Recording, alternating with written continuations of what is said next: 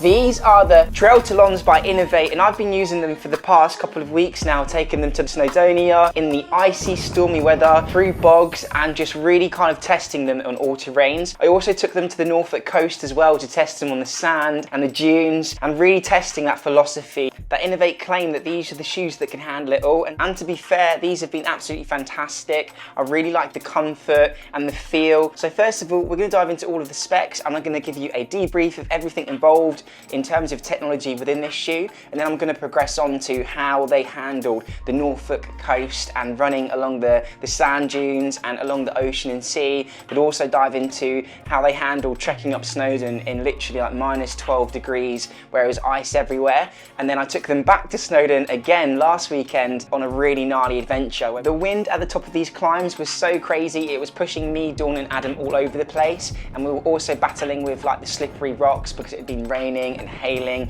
ice blowing in our faces, a proper adventure in Snowdon, recceing for the Ultra Trail Snowdonia. So me testing out if the TRAILTALONs are going to be the shoe that I take for Snowdonia race, which is 100 miles through some of the toughest terrain, not just in the UK and Wales, but potentially worldwide. Like, this is genuinely one of the hardest UTMB courses that I might be wearing these shoes for. So let's dive into the specs. So first of all, I asked for a size 9 in these. I've always found Inov-8 to have a very spacious shoe, and that's what I like about the brand. They have a big wide toe box and they are generous with the width as well, and you definitely find that in the TRAILTALONs. I'll get on to fit and advice a little bit later on in the video. We're also getting into Lug-Depth, so these are trying to bridge the gap between the Midsole and also the TrailFlys as well. And the TrailFly shoe, I don't know if you've been watching the channel, but I absolutely love it. I've used it for the Arc of Attrition race twice, and this year, you can check the vlog on the channel, but I used the Inov-8 Traifly for the whole of the race, and I actually bought that shoe 3 days before the Arc of Attrition, stuck them on my feet and ran 100 miles and had literally like no issues whatsoever with my feet. So that's what I like about Inov-8. They just work for me, and I think they'll work for a lot of people because, as I said, the fit and feel of these shoes and the comfort is fantastic. In terms of the midsole, it is 18mm in the heel and then 12mm at the toe box, so that's what's giving you that 6mm drop. Sorry they're all muddy, by the way, but I thought, why clean them for a review video? Like, I've used the shoes, let's talk about how I've actually used them. So yeah, they're a bit dirty and muddy. The 6mm lugs you're going to get in this shoe is going to help with grip when you're in the mud, and that is one thing that I did struggle with a little bit in the Arc of Attrition wearing the TrailFlys, but these TRAILTALONs are going to give you a little bit extra grip, and I've actually found the comfort to be quite good as well. So yeah, because those lugs are so deep, you're sitting a little bit higher off the ground, and the distance between your feet and the ground is like increased. So I found the lugs to have that benefit as well as the grip. 6mm drop, and you're going to get standard and wide fit, and this is called the TRAILTALON series because you can get different TRAILTALON shoes. So this is the TRAILTALON. You've also got the TRAILTALON Gore-Tex, I believe, and you've also got the TRAILTALON Speed. So they're your different options. This is the one I've been testing, the TRAILTALON. Now let's get on to sizing. As someone potentially buying these shoes, obviously Inov-8 offer a very generous fitting shoe, and I always kind of go size 9 with Inov-8. That's like my true to size. I found these to have loads of room in, so I don't know if it was maybe the lacing. I definitely could have like tightened them up a little bit, but I find I'm getting a little bit more space in these than I did in the brand new TrailFlys. So if I could give you advice, I would say stick to your true to size, especially what these are designed for, you know, running through muds. Let's say you're wearing like waterproof socks and layers like that, you definitely kind of want a little bit more extra room for that kind of kit and that gear, but I think you could potentially get away with half a size down. So if you want that real Tom Evans, Jack Scott performance fit, I potentially would say go half a size down from your true to size to get that real good lockdown. But yeah, I was happy with my true to size. There's a little bit extra room than the TrailFly if you're used to using them, in my opinion, and apart from that, a really comfortable shoe. But enough of the boring stuff, let's talk about this shoe unscripted. How did I find the TRAILTALON? So I drove up to Wales with my good friend Luke with these TRAILTALONs still in their box. I hadn't even opened them, and just thinking, I can't wait to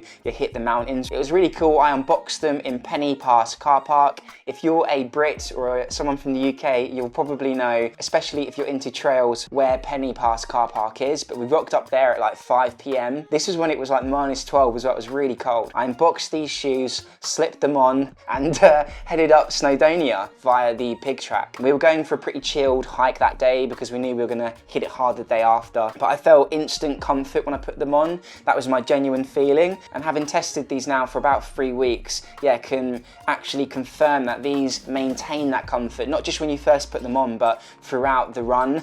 All the way up to about 50k is what I've tested them in, and the comfort that you're getting from that bounce inner sole that Inov-8 make is fantastic, and that extra comfort you get from the deeper lugs, the cushioning of the midsole, it's all really coming together.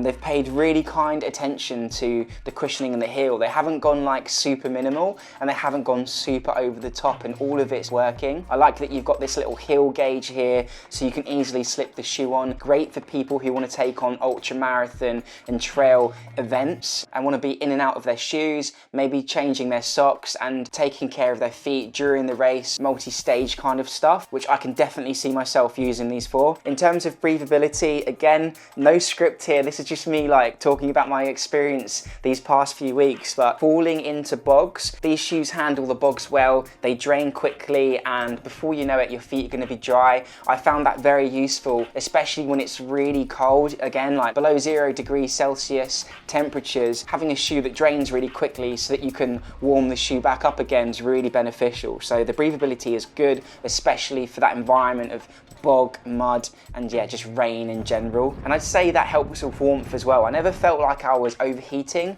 when pushing really hard, and trust me, to keep up with Dawn and Adam, who are doing the UTS 100-mile run just in 6 weeks now, was really tough. It took a lot. They're training harder than I am, I can tell you that now.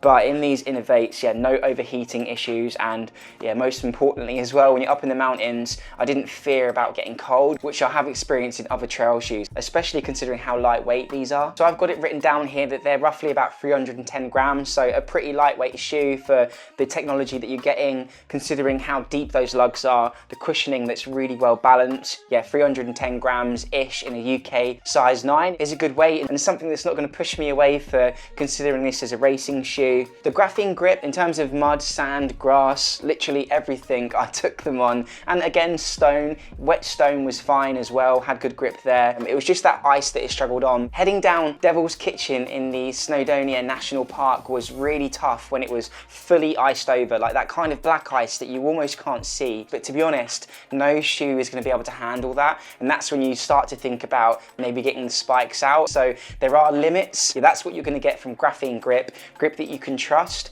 and handles a variety of conditions. Also, the great thing about the Inov-8 Graphene Grip is the durability. So with the durability, and I can confirm it, let me get the original TrailFly. So these are the original beloved TrailFly 270 version 2s that Jack Scott won the spine race in. And if you can see the grip here, I've done well over 1,000 miles in them. I've used them for multiple races, I've walked in them. I actually played football in them for 6 months because I didn't want to spend money on football trainers. So they've handled it all, and still, there's still grip on the bottom. So Graphene Grip really does work. It's not just a marketing term. The grip that they've got in here isn't going to degrade, which I've kind of seen in Vibram, where you might get a little bit more grip from Vibram. I recently tested it, for example, in these Agama 2s, if you want to check the video on the channel, by Nike, but I found that literally after a couple of weeks I had worn away all of the grip. One absolutely amazing thing about the Inov-8 Trailtalons is the price. They're coming in, if you look on sports shoes, I have been sent these to review by Inov-8 themselves, but on sports shoes they're only £116 to buy new, and that's before you've applied the discount, which is so easy to get a discount on sports shoes. And on Inov-8, if you to get these for full retail price, they're coming in at £130. So if you think of all the Nikes and Adidas that you can buy today that are, you know, £200+, it's nice to have a shoe that's actually affordable. And again, with Inov-8 and that durability, you're getting a really cost-effective shoe that's going to last you a long time, despite its actually quite affordable price in terms of a trail shoe with all these features. But to really sum up the experience of the shoe, it just was a shoe that I felt comfortable in. I felt like I could push myself on the uphills and downhills. I've recently been testing the Salomon Ultra Glide 3s, another fantastic shoe, but going downhill, my toes were bashing into the shoe shoe, and I felt quite rigid as well in the Ultra Glide Freeze. Fantastic shoe, but what I liked about the TrailTalons is that going downhill when you're doing some serious kind of elevation, I felt really comfortable having that extra space in the toe box, that my toenails after 20 miles, 30 miles, 100 miles in a couple of weeks aren't going to be peeled off by the shoe. So you're just getting a fantastic shoe that can genuinely handle everything, and you can see by the mud on the table that I've enjoyed these very much, and that's my summary basically. A fantastic shoe, stylish, looks cool, comfortable, great grip, reliable and durable. The only thing I'll say is that if you are getting these, if you're on the fence about sizing, I could say for the first time with an Inov-8 shoe that I've tried, you could potentially use these half a size down from your true to size, and that's if you're looking for that real performance fit. I think you'd still fit in half a size down. I think you'd be very comfortable. If you want a wider fit and you're looking at wearing thick, wintry, waterproof socks, stick true to size, don't worry about it and they'll feel extremely comfortable. But that would be the advice I give you. I also had a little bit of slippage in the tongue as well, just kind of sliding down a little bit. But again, I think that's probably because I didn't tighten them up enough, and I should have played around with that a bit more in terms of my lacing. But I'm honestly one of those dreadful runners who ties their shoes once, sticks them on, and then it heads off into the trails. I don't worry too much about my fit. As long as they're not giving me like blisters or any pain or anything, I'm just going to keep on going. But yeah, you might want to spend some time dialing in that fit, or consider half a size down. But yeah, I hope you've enjoyed my review of the Inov-8 TrailTalons, a fantastic shoe. I highly recommend it. It's the good balance between the TrailFly and the Midsole. You've got something that can handle it all genuinely, and yeah, I hope you've enjoyed this video. We're also testing out the brand new TrailFly Zeros that have just released like this week.